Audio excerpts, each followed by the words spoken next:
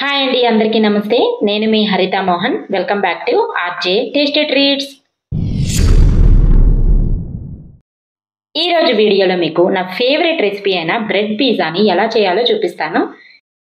ఈ రోజుల్లో అందరూ పిజ్జాలు, బర్గర్లు ఇలాంటి వాటిని ఎక్కువగా తినడానికి ఇష్టపడుతున్నారు. అలా అని మనం ఎప్పుడు పడితే అప్పుడు బయటకు వెళ్ళి అంత కాస్ట్ పెట్టి పిజ్జాలు తినడం హెల్త్కి కూడా అంత మంచిది కాదు.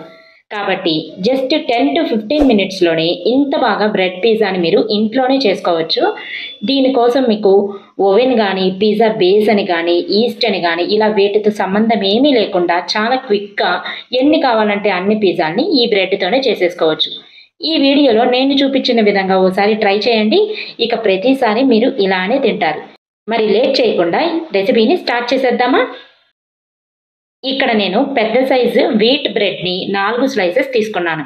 వీటిని ముందుగా ఇలా ఎడ్జెస్ కట్ చేసి తీసుకుందాం. వీట్ బ్రెడ్ బదులు మీరు ఏ బ్రెడ్ అయినా తీసుకోవచ్చు. ఇప్పుడు వీటిని ఒక ప్లేట్లో ఇలా స్క్వేర్ షేప్లో పెట్టుకొని కాసేపు పక్కన పెట్టుకుందాం.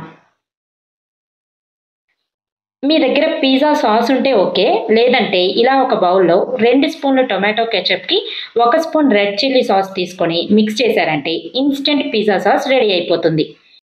ఇప్పుడు ఈ సాస్ని బ్రెడ్ స్లైసెస్ మీద కొంచెం కొంచెంగా వేసుకొని బ్రెడ్ స్లైసెస్ మొత్తానికి ఈవెన్గా స్ప్రెడ్ చేసుకోవాలి. నేను మిక్స్ చేసిన కెచప్ 4 స్లైసెస్కి కరెక్ట్గా సరిపోయింది. దీన్ని బట్టి మీరు ఎన్ని స్లైసెస్ చేసుకుంటున్నారో దానికి తగినట్టు సాస్ని రెడీ చేసుకోండి. ఈ సాస్ని ఇలా స్ప్రెడ్ చేసిన తర్వాత దీని మీద మనకి నచ్చినట్టు వెజిటబుల్స్ని వేసుకోవాలి. ఇక్కడైతే నేను ఉల్లిపాయ ముక్కలు, టొమాటోస్, క్యాప్సికమ్ ముక్కలు, కొంచెం స్వీట్ కార్న్ వేస్తున్నాను. వీటి మీద ఇప్పుడు చిల్లీ ఫ్లేక్స్, కాస్త పెప్పర్ పౌడర్, ఆరిగానో లేదా మిక్స్డ్ హర్బ్స్ కొంచెం వేసుకోవాలి. అలానే లైట్గా సాల్ట్ వేసి చివరిగా చీజ్ని వేసుకోవాలి. చీజ్ ఎక్కువగా ఉంటేనే ఈ పిజ్జాకి టేస్ట్ అండి. అందుకే ఇలా కంప్లీట్గా చీజ్ని వేస్తున్నాను. ఇలా రెడీ చేసిన తర్వాత బ్రెడ్ స్లైసెస్కి ఎడ్జెస్కి స్పూన్తో బటర్ వేయండి, లేదా ముందే ప్లేట్కి బటర్ అప్లై చేసి స్లైసెస్ని పెట్టేయండి. ఇక్కడ నేను చూపించడం మర్చిపోయాను. ఇప్పుడు స్టవ్ మీద బాగా వెడల్పుగా ఉన్న కడాయి పెట్టి కాస్త వాటర్ వేసి ఇలా స్టాండ్ పెట్టుకోవచ్చు, లేదా స్టాండ్ పెట్టి ఇలా ఒక చిన్న గిన్నెతో వాటర్ని తీసుకొని కూడా పెట్టుకోవచ్చు. ఇప్పుడు వీటిని లో టు మీడియం ఫ్లేమ్లో బాగా వేడి చేసుకోవాలి. అంటే మనం కడాయిని ప్రీహీట్ చేసుకోవాలి. వేడి చేసిన తర్వాత పిజ్జా ప్లేట్ని జాగ్రత్తగా ఈ స్టాండ్ మీద పెట్టి మూత పెట్టండి. మీరు పెట్టే మూతకి ప్రెషర్ పోవడానికి హోల్ ఉంటే ఫుల్గా కవర్ చేసేయండి. ఒకవేళ ఇలా హోల్ ఏమీ లేకపోతే కాస్త గ్యాప్ ఇచ్చి క్లోజ్ చేయండి. ఇప్పుడు దీన్ని లో టు మీడియం ఫ్లేమ్లో ఖచ్చితంగా 10 నిమిషాల పాటు ఇలానే కుక్ చేసుకోవాలి.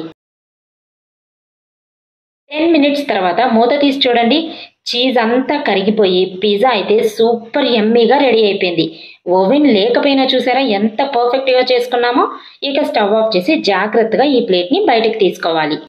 ఇప్పుడు పిజ్జా కట్టర్తో కానీ నైఫ్తో కానీ స్లైసెస్ని సెపరేట్ చేసుకుందాం. ఇంతేనండి, బ్రెడ్ పిజ్జా చాలా అంటే చాలా పర్ఫెక్ట్గా రెడీ అయిపోయింది. ఇలా చేశారంటే ఒకేసారి మీరు 4 to 6 పిజ్జాల్ని చేసేసుకోవచ్చు. తక్కువ టైంలో ఎక్కువ పిజ్జాలు, అది కూడా ఓవెన్ లేకుండా. సూపర్ కదా! ఇంకేముంది, వేడి వేడిగా ఇలా ఇన్స్టెంట్ బ్రెడ్ పిజ్జాని ప్రిపేర్ చేసుకొని మీరు కూడా ఎంజాయ్ చేసేయండి. మరి ఈ రెసిపీ మీకు నచ్చిందనే అనుకుంటున్నాను. నచ్చితే వీడియోని లైక్ చేసి వెంటనే షేర్ చేసేయండి. ఇప్పటికీ సబ్స్క్రైబ్ చేయకుండా నా ఛానల్ని చూస్తున్న వాళ్ళు ఇప్పుడైనా సబ్స్క్రైబ్ చేసి బెల్ ఐకాన్ని క్లిక్ చేసేయండి. మీరైతే ఈ రెసిపీని ట్రై చేసి మీ కమెంట్స్ని వీడియో కింద పోస్ట్ చేసేయండి. నేను మరో రెసిపీతో కలుస్తాను. అప్పటి వరకు కీప్ వాచింగ్. బాయ్.